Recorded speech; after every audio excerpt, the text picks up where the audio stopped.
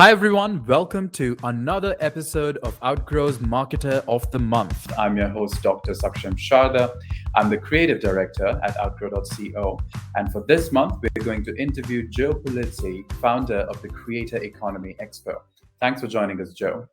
It's a pleasure to be here. Thanks for having me. So, Joe, we're going to start with a rapid fire round just to break the ice. You get 3 passes. In case you don't want to answer the question, you can just say pass, but try to keep your answers to one word or one sentence only, okay? You got it. All right, so the first one is, at what age do you want to retire? Never. How long does it take you to get ready in the mornings? 5 minutes. Most embarrassing moment of your life? Pass. Fill in the blank. An upcoming marketing trend is blank. Web3. The city in which the best kiss of your life happened?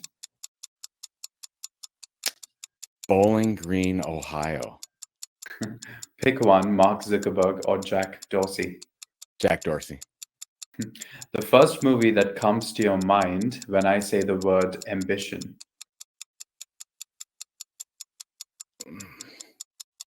Oh man. Obviously nothing. Because I would have an answer for you. I was gonna say something like Major League or That's something all like right. that. So there you go. I'll go Major League. Go for it. The biggest mistake of your career? Waiting too long. How do you relax? Run. What advice would you give your younger self? Everybody's making it up as they go along. A habit of yours that you hate? Too much in my email inbox. And the last question is, your favorite Netflix show? Stranger Things. Okay. Well, that's the end of the rapid fire round. You scored 9 on 10 because you had 1 pass.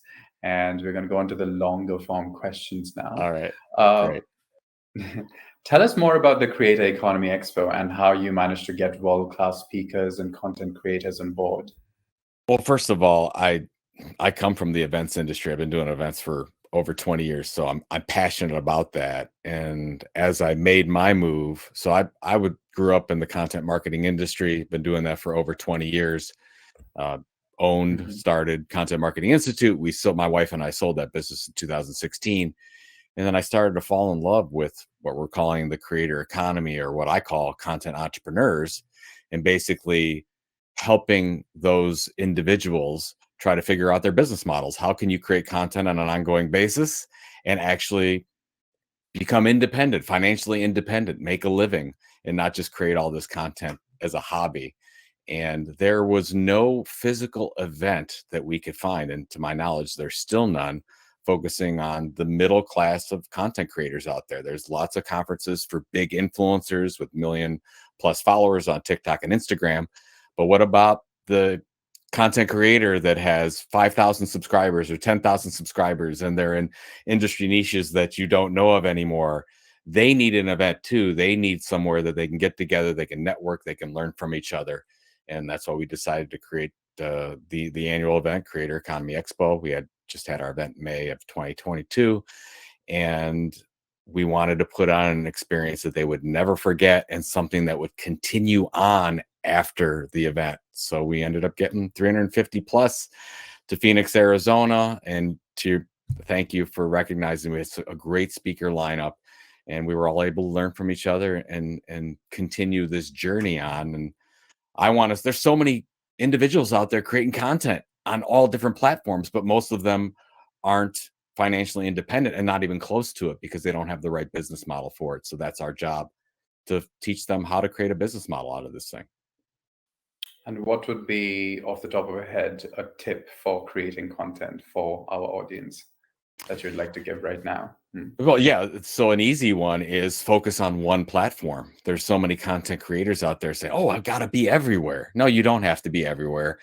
If you look at the model for a content creator becoming a content entrepreneur, they start by doing one thing really well. They're a blogger, they're a writer, they're on TikTok, they're doing YouTube shorts, they're a Twitch streamer. Like, what are you? And I think so many of us go out there, say we got to do all the things, and actually that's a mistake. So don't do all the things. You can be on those other channels, you can promote your work on those channels, but you have to focus on being great at one thing, like a Mr. Beast, like a PewDiePie, like some of the best writers in the world. They focus on doing one thing well. So just do that. And when you first started using the term content marketing back in 2001, what was your vision for the business back then, and how do you believe it compares to the present state of the industry? Well, it was, I mean, so you got to remember that was before search engines were really a thing. That was before social media came out. And as we were trending that direction, I was lucky enough to be in business to business publishing. And as we were working with some of these advertisers, we realized, oh, well, they can't just advertise anymore. They want to actually get attention from their audience. They want to build an audience and they want to monetize that audience. How are they going to do that? They better start delivering valuable, relevant, compelling information on a consistent basis to a targeted audience. That's the definition of content marketing. So it was called custom media and custom publishing at the time.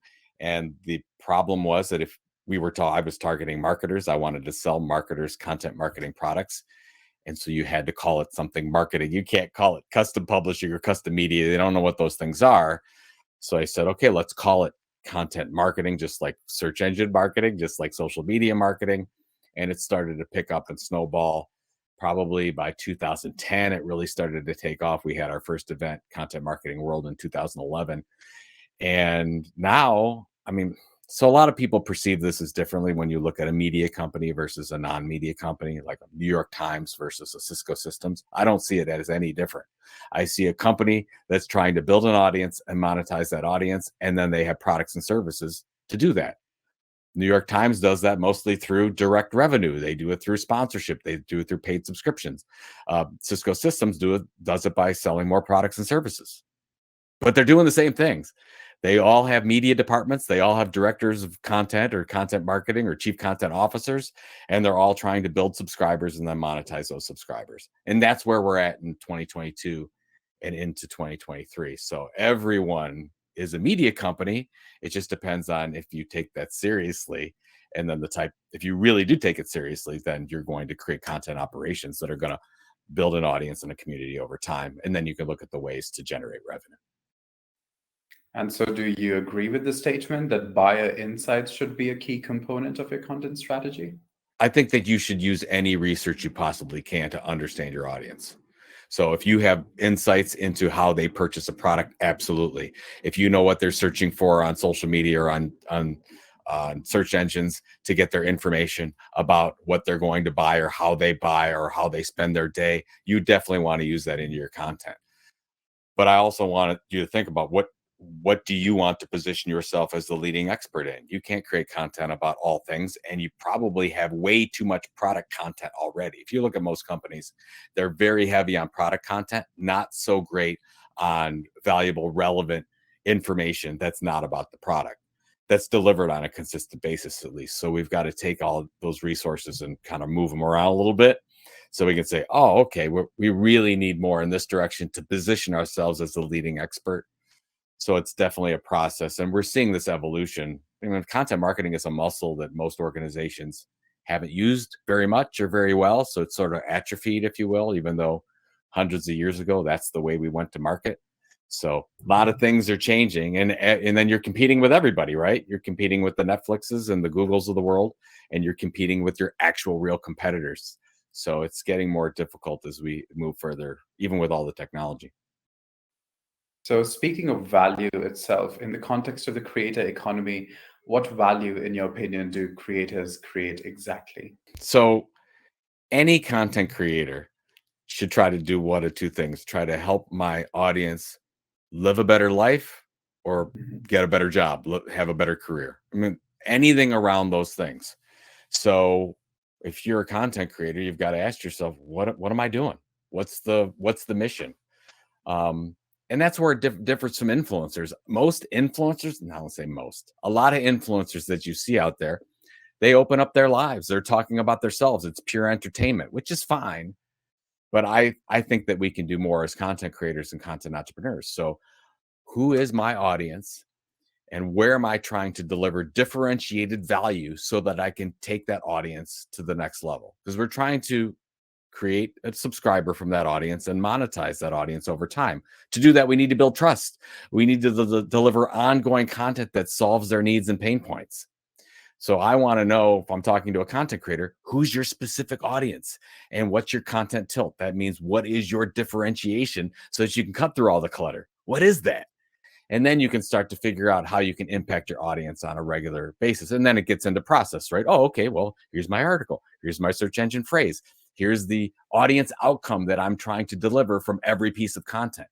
So that's what I'm going to challenge a content entrepreneur to do. Every piece of content you create, what's in it for the audience, the community? What is the audience outcome? So often we're insular. We're thinking about, oh, this is what I want to talk about, which is fine. But if you get in that habit too much, you're not thinking about, I need to make change in my customers and my audience's life. And how am I going to do this with this piece of content today? And in a post-pandemic world, how does this change? Do you think the creator economy is strong enough to withstand a return to real life experiences? Yeah, because it doesn't matter if it's digital, it's in person. I mean, we just launched a physical event at the end of this, hopefully the end of this pandemic. I've seen print, I think print magazines are coming back. So the challenge is that every individual has only 24 hours in the day. We're not getting more time. And that's what a content entrepreneur, a content creator, they're going after somebody's attention. We're already spending, look at the stats, 7 to 9 hours a day on different media devices and television and Netflix and social media and TikTok. It's already crazy. So you're like, okay, well, you want 10 or 15 minutes of that day. You better be amazing. And so that's where you have so many content creators. I mean, if you look at the stats, you'll say, oh, there's 50 million people out there trying to do this for a living, or there's 250 million people. Well, there's going to be a lot of turnover. There's going to be a lot of people in the first 6 months that go out looking for a job because they don't realize that it takes a long period of time of consistent delivery, focusing on something that you can do better than anyone else to build that audience. So you have a lot of people that become disenchanted with the whole idea because, oh yeah, I'm going to do this for a living. And then you realize, oh wow, it really does work like a real business. It does take 2 to 3 years to really build this thing. So I don't think, there's going to be more creators tomorrow than there were the day before, just because technology is going to make that possible. How many of those content creators turn into real content entrepreneurs? That's my concern. Because anybody can create content. My mom's on Facebook. She's a content creator. What does that mean? We're really talking about people that want to become professionals. And I'm concerned if they don't have the patience and they don't set up their business or their lives. Like when my wife and I started our own content creation business in 2007, we called them the ramen noodle and bologna years, because we had to cut our expenses down so much. Because it takes time. And it took us actually 3 years before we knew that we were actually going to make this thing. So that's my concern, not the content creation part, but the entrepreneurship part.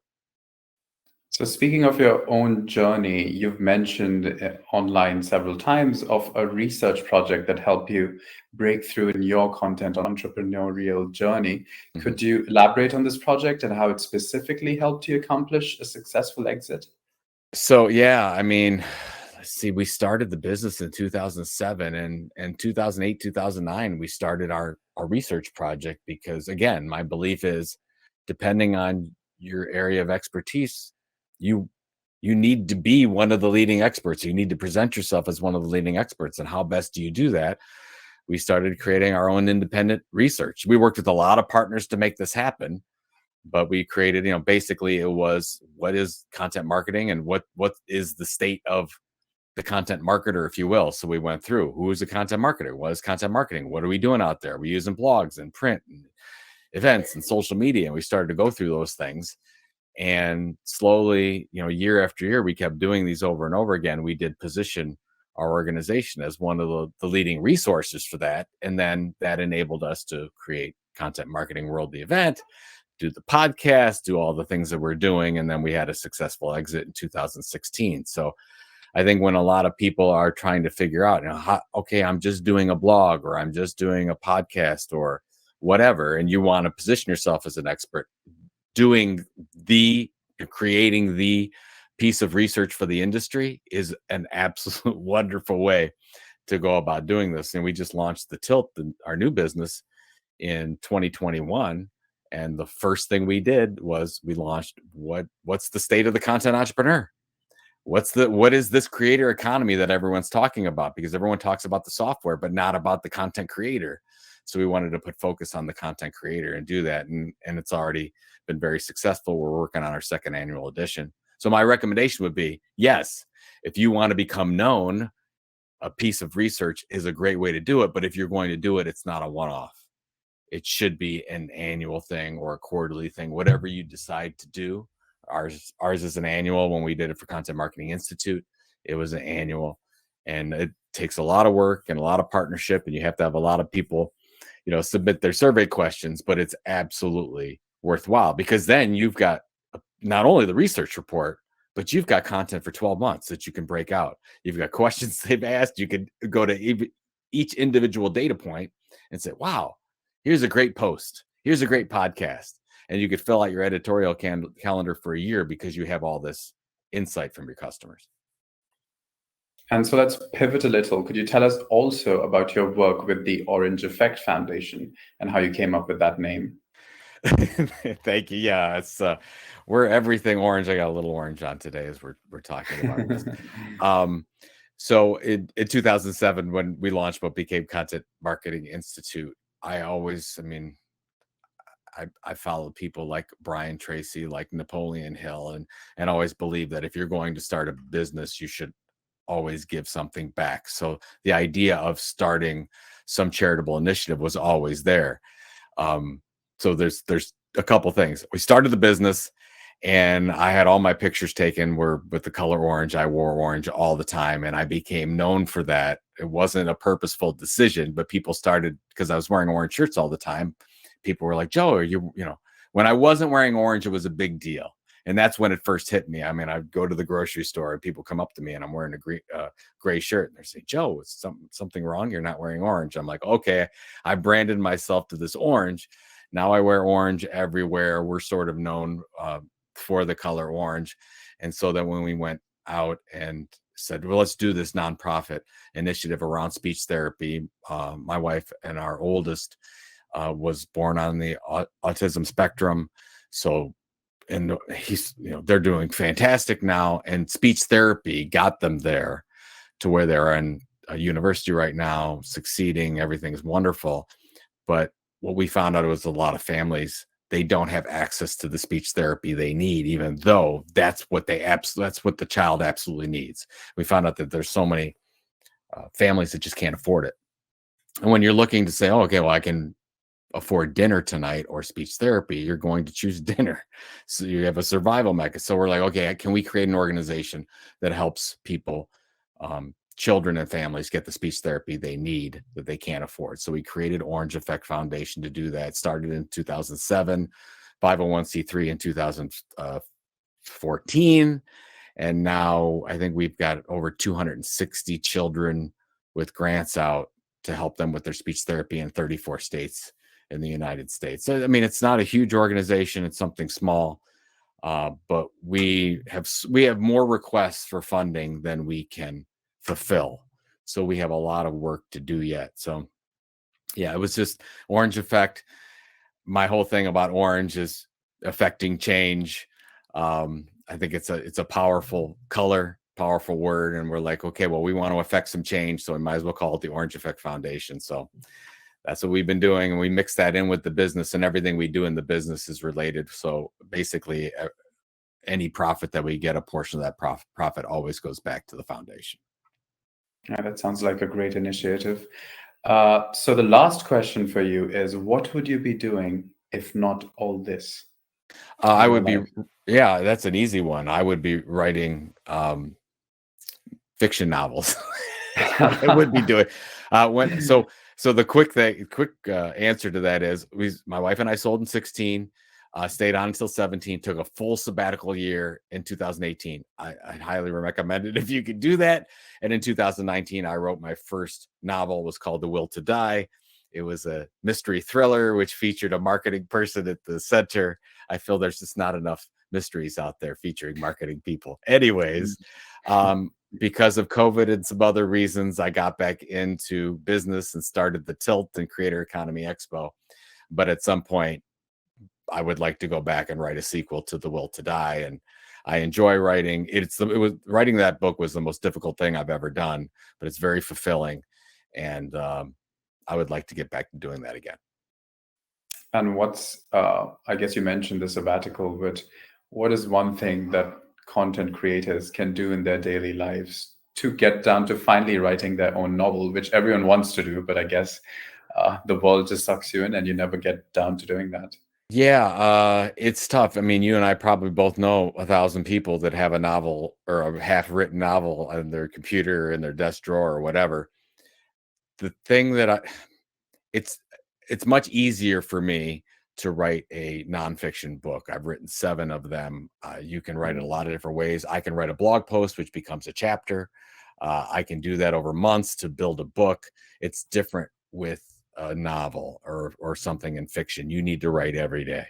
So I would say if that's something you want to do, you have to basically say for the next 30 days, I'm going to get up every day and write for an hour. Is there a time limit or 1,000 words? I tried to do 1,000 words. I said, I'm not stopping this morning until I write 1,000 words. Now, the first 2 or 3 or 4 or 7 or 10 days, it's terrible. Like I go back and look at the work that I did when I started. It was absolutely horrible. Nobody would want to see that work, but you start getting yourself into a rhythm and you find your voice and the story starts to write itself.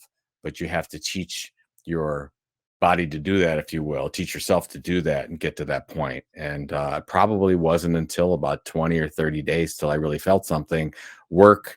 And then after 4 or 6 months, I had a first draft of a novel. So that's what I would recommend doing, is just doing the work. And you're going to hate it the first week, but get up every day, spend some time, word limit, and it'll work. It'll absolutely work for you.